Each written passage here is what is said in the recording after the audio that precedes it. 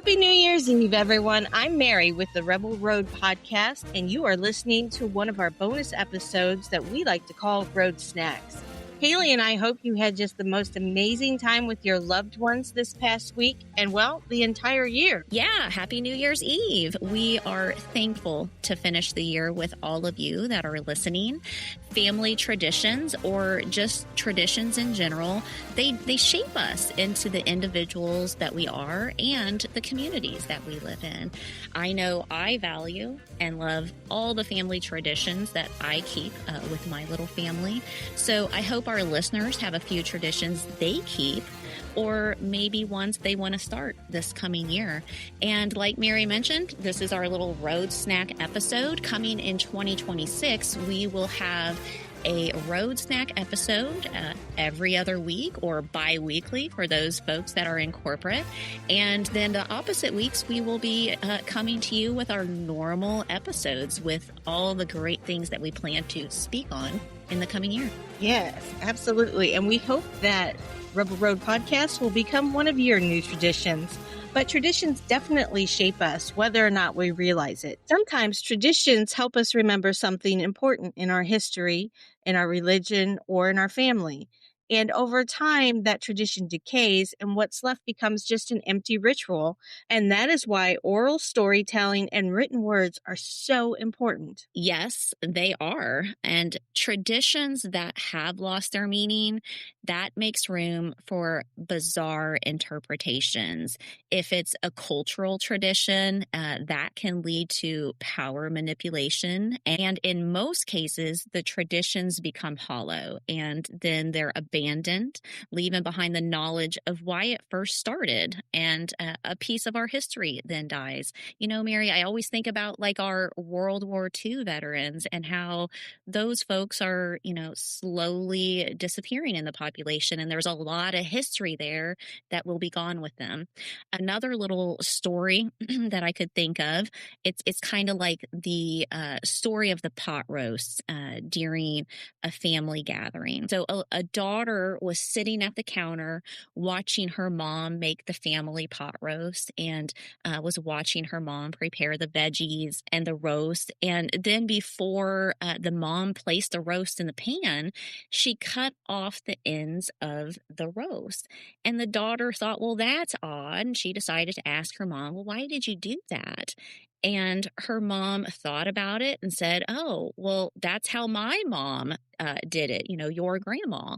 And not being satisfied with that answer, the girl got up, went to find her grandma. The grandma was sleeping in a recliner, and, the daughter gently woke her up and said, Grandma, why do we cut the ends off the roast?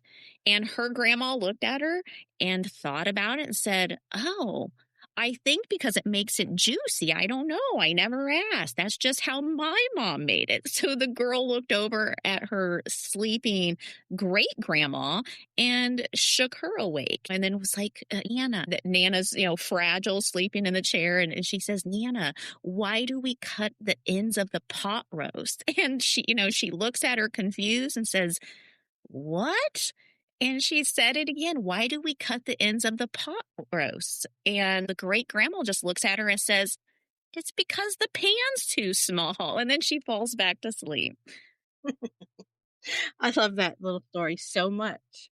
And it's a great example of following a tradition, but not knowing why you're doing it. And we thought it might be fun this New Year's Eve to look at a few traditions associated with the new year and why we do them. Well, let me go first, Mary. I want to start off with fireworks. You ever wonder why we do fireworks at midnight? It's not just because they're pretty and a big way to celebrate. The tradition actually started in China. Not only did they invent fireworks, but they lit them off during the New Year's to scare away evil spirits with the loud booms, and later the color of the fireworks worked their way into traditions for luck and love and such for the coming new year. So that's a good one. And what about drinking your New Year's wishes and clinking our glasses together? That's a popular one. Russian tradition has you writing your New Year's wishes on paper, Then you burn those wishes, add the ashes to your champagne flute, and then you drink it down. And then your New Year's wishes come true. That's kind of crazy. But not only that, when you clink your glass together in cheers and celebrations, you also are warding off evil spirits. Side note, I do love me a fine glass of champagne. And if you've never been to a champagne tasting, I highly recommend you go find one. Well, let's put that on the to-do list for 2026, Mary. But after that glass of champagne, how about the kiss at midnight? This one goes back to the Romans, where a kiss at the turning of the year set the tone for future relationships. And it is said that it wards off loneliness or evil spirits, which improves the chances for finding love in the coming year. That's a good one. And back to writing our list of New Year's resolutions, we can trace that one way back to the Babylonians, who are said to have been the first people to make New Year's resolutions almost 4,000 years ago. They were also the first to hold recorded celebrations in honor of the new year. But for them, the new year began in mid March, not January. And that's when the crops were planted. And I'm just going to say it, that makes more sense to me. But anyway, during a massive 12-day religious festival known as the Akitu, the Babylonians crowned a new king or reaffirmed loyalty to their reigning king. But they also made promises to the gods to pay their debts and return any objects they had borrowed. And these promises could be considered the forerunners of the New Year's resolutions. So if the Babylonians kept their word, their pagan gods would bestow favor on them for the coming year. And if not, they would fall out of God's favor. And that was a place that none of them wanted to be. Oh, that is one old tradition that's been trickling down for hundreds of years. I didn't realize that it went that far back. Okay, what about these? Have you heard wear white on New Year's or polka dots? No, I've always just worn something sparkly and horribly uncomfortable when I was younger. And now that I'm older, I love my jammies and sweatpants. Mike is just a lucky, lucky man. Well, Brandon is also a recipient of that lucky, lucky luck. So in the Philippines, wearing dresses, shirts, or pants with a polka dot pattern is said to bring good fortune into the new year. That's because each round dot symbolizes coins and wealth. And in Rio de Janeiro, Brazil, they are used to wearing white on New Year's Eve. The practice is rooted in the belief that wearing the color will attract peace for the coming year. That's interesting, Haley. I do love me a good polka dot. And what about carrying an empty suitcase? The Colombians walk around the block carrying empty suitcases on New Year's Eve to bring a year filled with travel. Now, this little tradition I like. Or how about tossing a coin into a river? The Romanians believe that tossing a coin in the river on New Year's Eve will provide good luck for the whole year. And I feel like I know this tradition. Tossing a coin in the wishing well, that's rooted in bringing luck from the water spirits. Yeah, that's actually very interesting if they only do that at New Year's and exactly what you said, throwing a coin in the wishing well. It makes you wonder if someone said, well, we should just do that all year round, and then it's spread around the world. So, very interesting on that. I do like the empty suitcase one too. But how about, Mary, eating 12 grapes at midnight? This is one from Spain. And with each chime of the clock at midnight, you have to pop another grape in your mouth. And that can't be easy. Right. I think that would definitely be a choking hazard, which is one of my biggest fears. And each grape symbolizes a month. And successfully eating all 12 promises a lucky year ahead. Yeah, I'm with you, Haley. I don't think I could do that. Maybe not recommend that one. I don't know. Yeah, definitely a choking hazard. I know, right? But these are just a few traditions. One that we have here in America and a few from all over the world. So I'd say that the new year is a time when all of us celebrate in some way. Yes, there's always something to celebrate and to be grateful for. And Haley, I don't know if you realize it, but this is our 2-month anniversary when this episode releases. 2 full months of Rebel Road podcast. It's only been 2 months. It kind of, on some days, it feels like 5 years, 7 days, 14 minutes, 45 seconds. And just so everyone's listening, I use the same countdown to my own retirement, not just the Rebel Road podcast. I'm just playing around, but that's amazing. We really are so encouraged by the downloads that we are seeing and the subscribers we have all around the globe. As of now, when we are recording, we are in 13 different countries as well as the United States. So thank you, those of you who have found us and are listening. We love seeing you download this. We love seeing where our words are being heard, and keep sharing it. Yeah, it just means so much to us. And if you love listening to the Rebel Road podcast, please take a moment and review our show. Just if you're listening on Apple Podcasts, hit that 5-star review button for us. You don't even have to say anything, but it really does push us up in the search so that people far away can find our little podcast. Yes. And we love a good review and fan mail. You can send us a little message by clicking the words, "Send us a text." It's at the top of every episode. It's located in our show notes. And we love and appreciate you all so much. Indeed, we do. So, Haley, are we done with this episode? Well, we didn't tell a story, Mary, and I think we always do that. So, no, I don't think we're done yet. But let me ask you, do you eat Chinese food? Do they wear polka dots on New Year's Eve in the Philippines, Haley? I'll take that as a yes. I also love Chinese food, and I actually also love the animals in the Chinese Zodiac. Yes. I'm a fiery rat. Do you know what you are? I am a sweet little puppy dog. Oh my gosh. I know. I'm such a lucky girl. Well, the Chinese Zodiac is semi-linked to the new year, even though the Chinese New Year begins in February. So I wonder why they chose these animals for their Zodiac. And do you know, there's a story behind it. There's a story behind everything, Haley, and we just don't know it, or we've forgotten it. So let's tell our listeners the tale behind the Chinese Zodiac.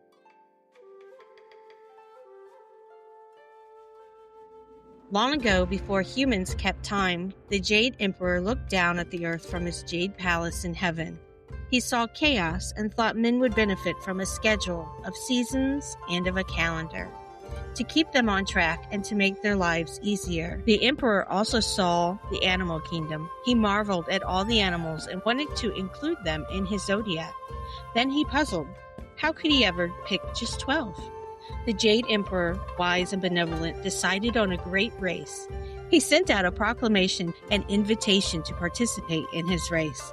The first 12 to cross the finish line would be forever immortalized in the Zodiac, and their character traits would forever echo within man.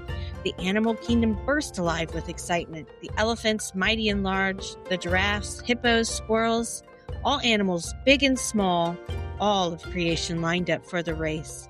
The great race involved a large rushing river. The first 12 to reach the other side would be victorious. On the day of the race, dawn cracked the sky. Vivid colors of pinks and oranges blossomed in the heavens. And when the colors touched the river, the race began. The rat and the cat were then the best of friends, but both were poor swimmers. They convinced the kind, hard-working ox to carry them across the river on his back. Into the river, the ox burst, unafraid by the distance and rushing waves. Many animals became afraid of the current and turned back to the shore, but others pushed on. The powerful tiger leaped into the waves. The small and agile rabbit, quick and light, jumped from rock to log, dashing just fast enough before the next wave. The majestic and powerful dragon flew above the river, but heard the shouts of a nearby village suffering from the drought. The dragon paused and helped the villagers, pushing a rain cloud over them. Just as the horse galloped into the river, the crafty snake coiled around its leg, hitching an uninvited ride to the other side. On the bank, the rooster, the monkey, and the goat were close friends and made a pact to stick together. The three built a raft. The rooster climbed on the goat's back, and with his skillful eyesight directed the goat on how to navigate the rushing water. The monkey swung from the low-hanging branches over the river, also helping his friends navigate the journey. The dog, man's companion, was so excited to see the water. He splashed and played in the cool river until he remembered what he was doing and set off for the bank on the other side. Finally, the pig made its way to the river. Having stopped for a snack and a nap, refreshed, he plunged into the mighty river, making his way to the other side. The rat could see the other side of the river. The finish line was within reach. With a brazen act of betrayal, the rat pushed his friend the cat into the river, and as the ox stepped onto the bank, the rat scurried off him and ran to the finish line, claiming first place. The mighty ox took second. The tiger, gasping against the currents but unwilling to give up, was third to finish the great race. The clever rabbit took fourth, and as the Jade Emperor watched from his palace, he was amazed the dragon hadn't taken first. And as he watched, he smiled. The noble dragon was helping the animals caught in the currents and guiding them back safely to the other side. Even with all of his stopping, the mighty dragon took fifth place. The horse leaped onto the riverbank, and the snake sprang off his leg, startling him. The snake slithered into sixth place, and the horse claimed seventh. A short while later, the team of 3 friends made it to the other side. Impressed with their harmony, the emperor awarded them 8th, 9th, and 10th places: the goat, the monkey, and the rooster. The dog may have been there sooner, but had too much fun playing in the river and claimed 11th place. And the pig, refreshed by his snack and nap, came in last place and found a nice place to take another nap. Marveling at the variety of animals who had won the great race, the Jade Emperor looked back to the river and saw the cat crawling out of the river, but the cat was too late. Furious at the rat's betrayal, the cat vowed to never be friends with the rat again, which is why even cats today continue to chase rats. The Jade Emperor formed the Zodiac, set time in motion, and every 12 years, one of the winning animals rules the year along with an element, guiding and helping man for all of eternity. That dang rat. Didn't you say, Mary, you were a rat? Ugh, yes I am. But I love cats, and I would never do that to them. All right. Well, everyone, we hope you enjoyed the last road snack for 2025.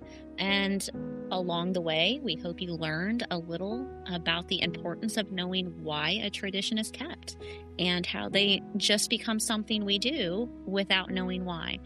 And most of all, dragons are real. They wouldn't be in the Chinese Zodiac if they weren't. But you know, that will be an episode all by itself. 100% Haley, dragons are real. And if you learn nothing else from the Rebel Road podcast, it's that. Final takeaway, dragons are real. Well, it is. Keep it weird, everyone. But remember, always pull it back to Jesus and be safe this New Year's Eve. Stay safe, everyone. Bye. Bye.